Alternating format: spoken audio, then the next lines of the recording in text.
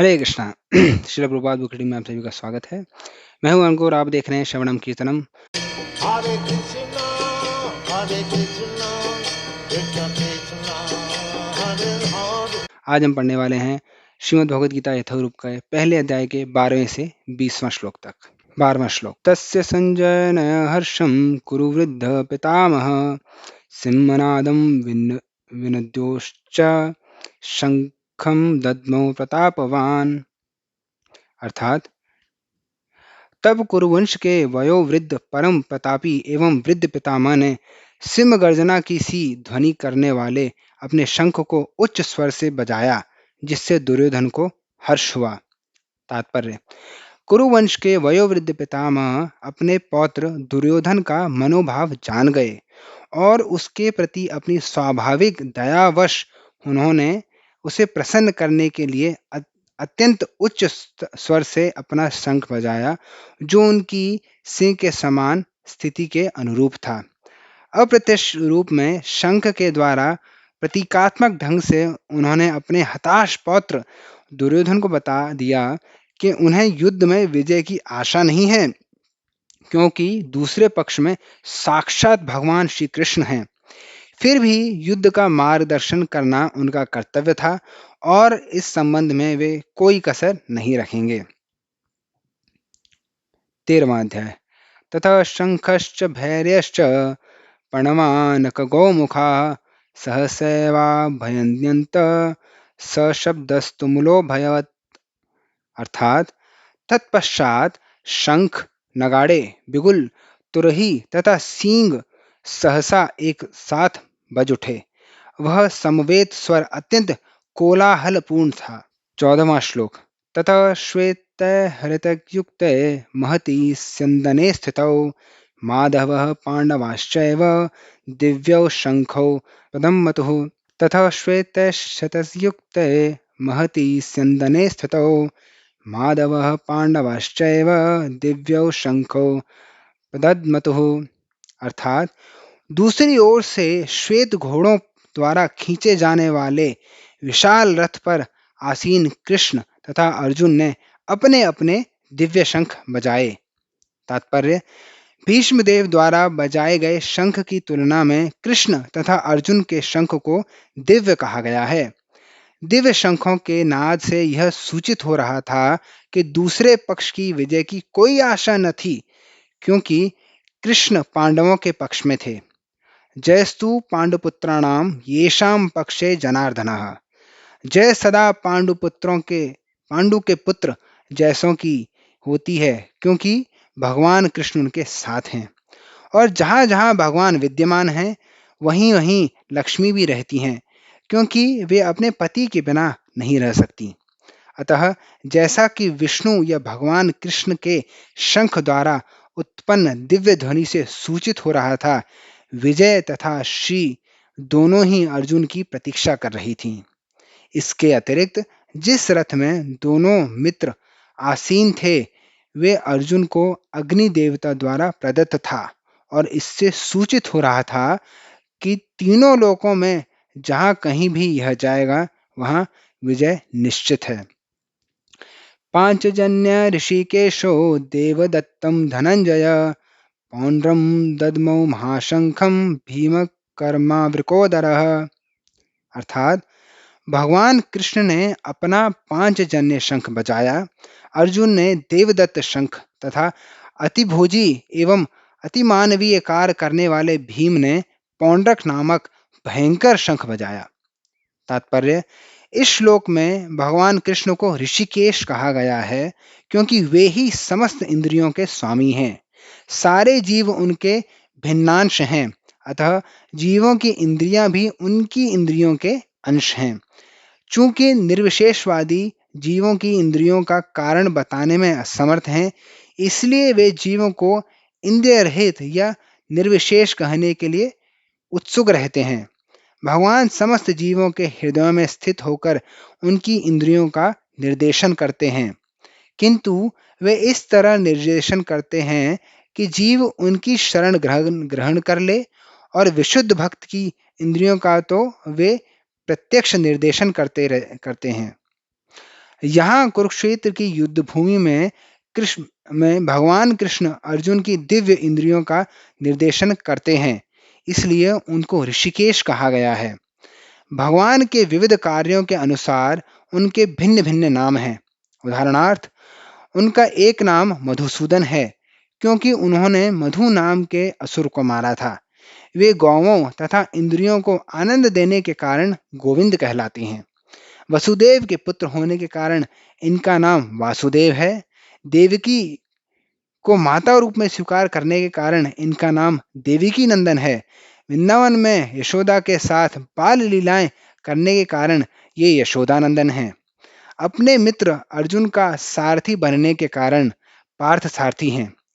इसी प्रकार उनका एक नाम ऋषिकेश है, क्योंकि उन्होंने कुरुक्षेत्र के युद्ध स्थल में अर्जुन का निर्देशन किया। इस श्लोक में अर्जुन को धनंजय कहा गया है, क्योंकि जब इनके बड़े भाई को विभिन्न यज्ञ संपन्न करने के लिए धन की आवश्यकता हुई थी, तो उसे प्राप्त करने में उन्होंने सहायता की थी। इसी प्रकार भीम वृकोदर कहलाते हैं, क्योंकि जैसे वे अधिक खाते हैं, उसी प्रकार वे अतिमानवीय कार्य करने वाले हैं, जैसे हिडिंबासुर का वध। अतः पांडवों के पक्ष में श्री कृष्ण इत्यादि विभिन्न व्यक्तियों द्वारा विशेष प्रकार के शंखों का बजाया जाना युद्ध करने वाले सैनिकों के लिए अत्यंत प्रेरणाप्रद था। विपक्ष में ऐसा कुछ न था। न तो परम निदेशक भगवान कृष्ण थे, न ही भाग्य की देवी श्री थी। अतः युद्ध में उनकी पराजय पुनर्निश्चित थी। शंखों की ध्वनि मानो यही संदेश दे रही थी। अनंत विजयम राजा कुंती पुत्रो युधिष्ठिरः नकुलः सहदेवश्च सुघोम मणिपुष्पकौ काश्यश्च परमेश्वासः शिखण्डी च महारथः दृष्टद्युम्नो विराटश्च सात्विकिश्च पराजितः द्रुपदो द्रौपदेयश्च सर्वशः पृथिवीपते सौभद्रश्च महाबाहु शंखं दद्मौ पृथक पृथक। अर्थात, हे राजन, राजा युधिष्ठिर ने अपना अनंत विजय नामक शंख बजाया तथा नकुल और सहदेव ने सुघोष एवं मणिपुष्पक शंख बजाए।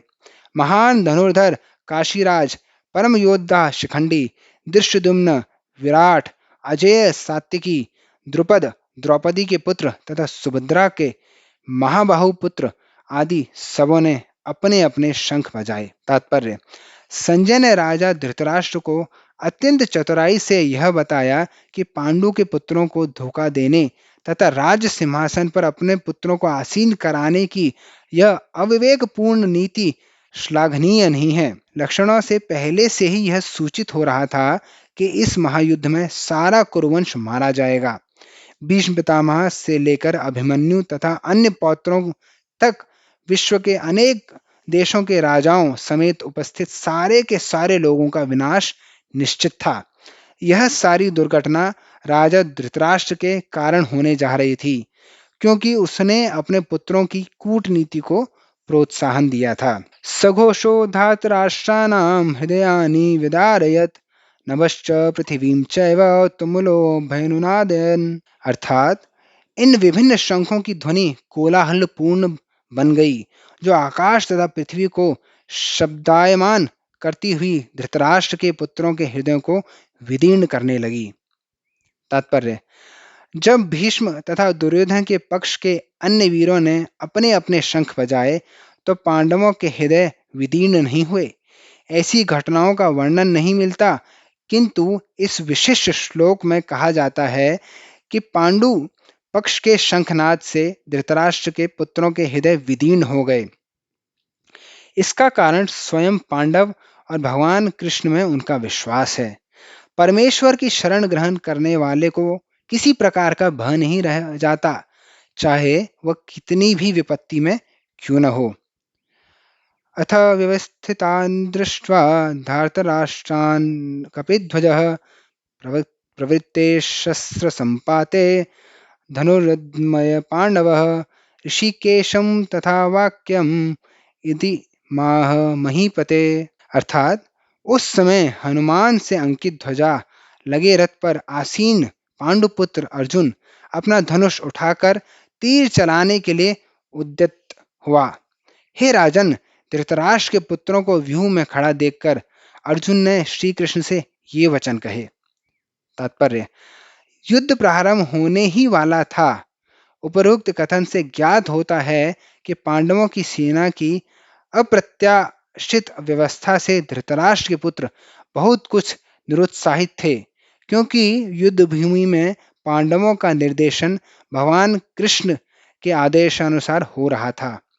अर्जुन की ध्वजा पर हनुमान का चिन्ह भी विजय का सूचक है, क्योंकि हनुमान ने राम तथा रावण युद्ध में राम की सहायता की थी, जिससे राम विजयी हुए थे। इस समय अर्जुन की सहायता के लिए उनके रथ पर राम तथा हनुमान दोनों उपस्थित हैं। भगवान कृष्ण साक्षात राम हैं और जहाँ भी राम रहते हैं वहाँ उनका नित्य सेवक हनुमान होता है तथा उनकी नित्य संगिनी वैभव की देवी सीता उपस्थित रहती हैं।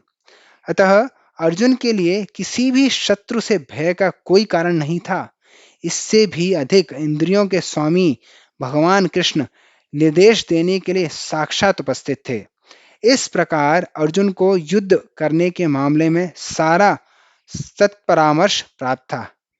ऐसी स्थितियों में जिनकी व्यवस्था भगवान ने अपने शाश्वत भक्त के लिए की थी, निश्चित विजय के लक्षण थे। हरे कृष्णा।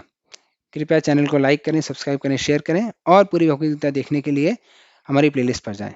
हरे कृष्ण।